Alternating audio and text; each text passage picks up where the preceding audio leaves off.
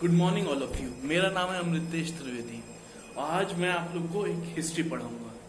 History में हम लोग एक मोस्ट इंपॉर्टेंट टॉपिक डिस्कस करेंगे जिसका नाम है the advent of the Europeans in India. भारतीय में यूरोपियों का आगमन। ये एक बहुत ही इंपॉर्टेंट टॉपिक है एग्जामिनेशन पॉइंट ऑफ व्यू से। इस टॉपिक से आपके कई क्वेश्चंस एग्जाम में आ चुके हैं। आज मैं इसी को पढ़ाऊंगा लेकिन थोड़े से इंटरेस्टिंग वे में। आज मैं इसे कहानी के रूप में आप लोगों को सुनाने जा रहा हूँ। इसके जो इंपॉर्टेंट पॉइंट्स है वो मैं आपको नोट्स करा दूंगा। काफी इंटरेस्टिंग कहानी है। आइए कहानी पे आते हैं। इसमें काफी ट्विस्ट एंड टर्न्स हैं, अप्स एंड डाउन्स हैं। काफी मजा आएगा। इसमें आपको कई सारे क्वेश्चंस का जवाब भी मिलेगा, जैसे कि यूरोपियंस इंडिया में क्यों आए, यूरोपियंस इंडिया में कैसे आए, यूरोपियंस लैंड रूट से क्यों नहीं आए, उन्होंने इंडिया आके क्या किया, उन्होंने इंडिया को क्या दिया और इंडिया से क्या लिया, वगैरह वगैरह क्वेश्चंस। चलिए आते हैं सीधे स्टोरी पे। मन लगा के सुनिएगा, बस आपको सुनना है, ध्यान से सुनिए, सब समझ में आ जाएगा, मेरी जिम्मेदारी है। आइए तो शुरू करते हैं। ये कहानी है 15वीं शताब्दी, 15वीं शताब्दी यानी कि 1453 के आसपास की। उस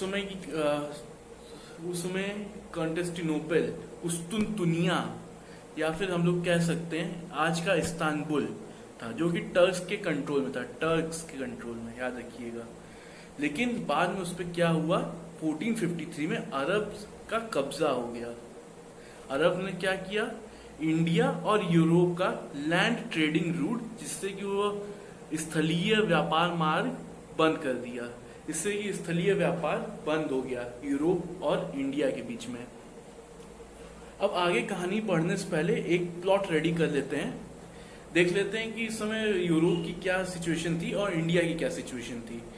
क्या उस समय सामाजिक, आर्थिक, राजनीतिक क्या व्यवस्थाएं दोनों जगह पे चल रही थी। पहले यूरोप की बात करते हैं। यूरोप में यह पुनर्जागरण का काल था। लोग राजाओं से अपने अधिकारों को लेकर सवाल पूछ रहे थे। चर्च की परम सत्ता पर सवाल उठाया जा रहा था। लोग लोकतांत्रिक सत्ता की मांग कर रहे थे। वैज्ञानिक दृष्टिकोण एवं तर्क प्रस्तुत किए जा रहे थे एवं उन पर बहस हो रही थी। पूरे यूरोप में नई नई वैज्ञानिक खोजें हो रही थी, नए नए सिद्धांतों की खोजें हो रही थी, नए नए व्यापारिक मार्ग खोजे जा रहे थे, नए नए देशों की खोज की जा रही थी। यह यूरोप का आधुनिक काल था। अब आते हैं इंडिया को देखते हैं। इंडिया इस समय भी अपने मध्य काल में था। यहाँ पे मुगल सल्तनत विराजमान थी और अपने चरम पे थी। इंडिया में उस समय अकबर का शासन था। सामाजिक एवं आर्थिक स्थिति पे आते हैं। इंडिया की आर्थिक स्थिति उस समय काफी अच्छी थी। हम लोग कह सकते हैं हिंदुस्तान उस समय व्यापार का केंद्र हुआ करता था, क्योंकि पूरी दुनिया का 33% व्यापार इंडिया से मैनेज होता था। हर 3 में से एक चीज हिंदुस्तान की थी और इंडिया उस समय काफी समृद्ध देश माना जाता था और था भी। अब आते हैं यूरोपियंस इसीलिए इंडिया के साथ व्यापार करना चाहते थे। वह इंडिया के साथ व्यापार क्योंकि जो उस समय ऐसा माना जाता था कि जो कोई इंडिया के साथ व्यापार नहीं कर रहा है या नहीं कर रहे हैं, वो लोग उस देश की स्थिति सही नहीं मानी जाती थी। वो देश ज्यादा दिन तक आर्थिक रूप से टिक नहीं सकता था, जो कि इंडिया के साथ व्यापार नहीं कर रहा है। इसलिए सभी देश, यूरोप के भी सभी देश इंडिया के साथ व्यापार करना चाहते थे। इसी में स्पेन के एक नागरिक थे कोलंबस, जिन्हें स्पेन से भेजा गया समुद्री मार्ग से इंडिया की समुद्री मार्ग की खोज करने के लिए, ताकि भाई जाओ खोज के लाओ इंडिया का समुद्री मार्ग से रास्ता, ताकि हम लोग इंडिया के साथ व्यापार कर सकें। उस समय एक इम्पोर्टेंट बात ये नोट करने वाली है कि इंडिया से वह लोग मसालों का व्यापार करते थे। मेन रूप से इंडिया से मसालों का व्यापार होता था। उसका एक मेन रीजन ये हो सकता है कि यूरोप में बहुत ठंडी पड़ती थी। लोग वहां पे मांसाहार का भक्षण करते थे। सॉरी, नॉर्मल लैंग्वेज में वो लोग उस समय नॉनवेज खाते थे, जिसकी वजह से उन्हें मसालों की जरूरत पड़ती थी मैरिनेट करके उन्हें मांस को एक तरीके से प्रिजर्व रखने के लिए। ये एक रीजन है, और भी कई रीजन थे, ये एक इंपॉर्टेंट रीजन है। तो चलिए आते हैं स्टोरी पे।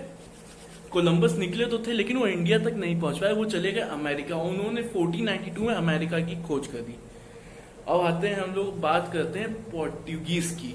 आज का टॉपिक हम लोग का पोर्टुगीज पे डिपेंड करता है। पोर्टुगीज पहले थे जो इंडिया में आए और आखिरी थे जो इंडिया से गए 1961 में। पोर्टुगीज का इंडिया में आगमन बहुत ही इंपॉर्टेंट टॉपिक है। चलिए इसको देखते हैं। पोर्टुगीज में तो पुर्तगाल में उस समय हेनरी द नेविगेटर का शासन था। हेनरी द नेविगेटर उन्हें क्यों कहा जाता था? नेविगेटर उन्हें इसलिए क्योंकि उन्होंने दिशा सूचक यंत्र की खोज की थी और नक्षत्र गणना के लिए कई आविष्कार उनके समय हुए थे, जिसका उन्होंने बहुत ही प्रोत्साहन किया था।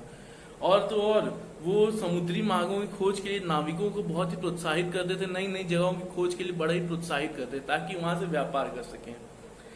और इसी तरह पुर्तगाल के राजा प्रिंस मैनुअल ने वास्को डी गामा को, जो कि एक नाविक थे और एक व्यापारिक थे, नाविक और व्यापारिक दोनों थे, जिन्हें 1498 में भारत के समुद्री मार्ग तक पहुंचने के समुद्री मार्ग की खोज करने के लिए भेजा गया। कभी बाजे ताशे के साथ उनका वहां से रवाना किया गया ताकि वो इंडिया की खोज कर पाए, और उन्होंने की भी। उन्होंने केप ऑफ गुड होप से पूरे अफ्रीका को पार करते हुए हिंदुस्तान तक पहुंचे अब्दुल माजिद की सहायता से। अब्दुल माजिद जो कि एक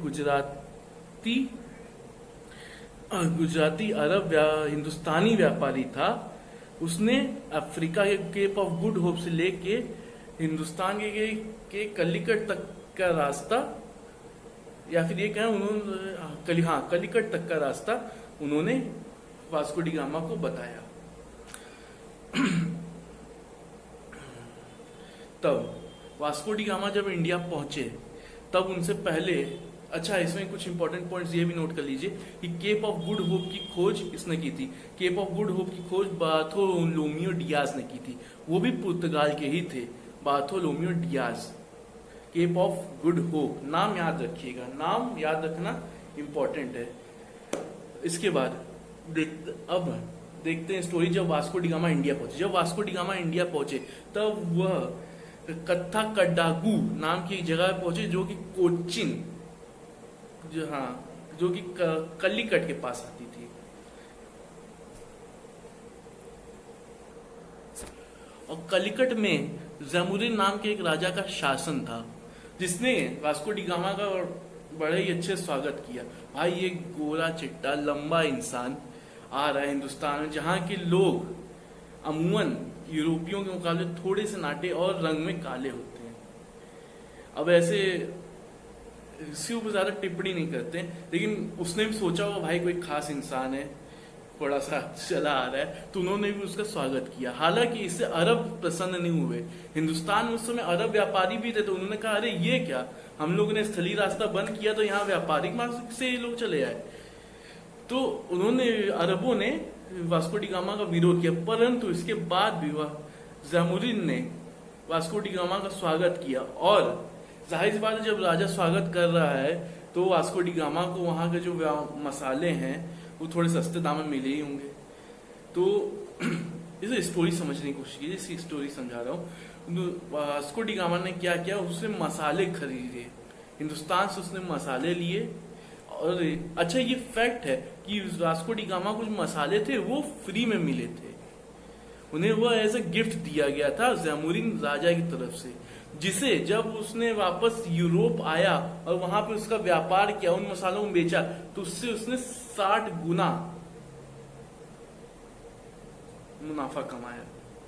60 गुना उसका जो यात्रा उसने की थी ना, उसमें जो खर्च आया था ये उसका 60 गुना है, उसका 60 गुना मुनाफा उसने कमाया।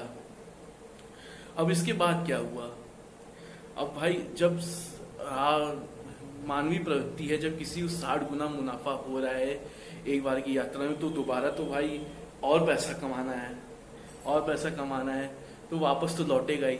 तो इसी तरह 1502 में वास्को डी गामा वापस भारत लौटे। लेकिन इसके बीच में यूरोप में सबको पता चल गया भाई पुर्तगाल में एक वास्को डी गामा है, जिसने हिंदुस्तान के साथ समुद्री मार्ग की खोज की और उससे व्यापार करके 60 गुना मुनाफा भी कमाया। तो इसके बाद पुर्तगाल के ही एक और व्यक्ति, जिनका नाम था वेट मिनट,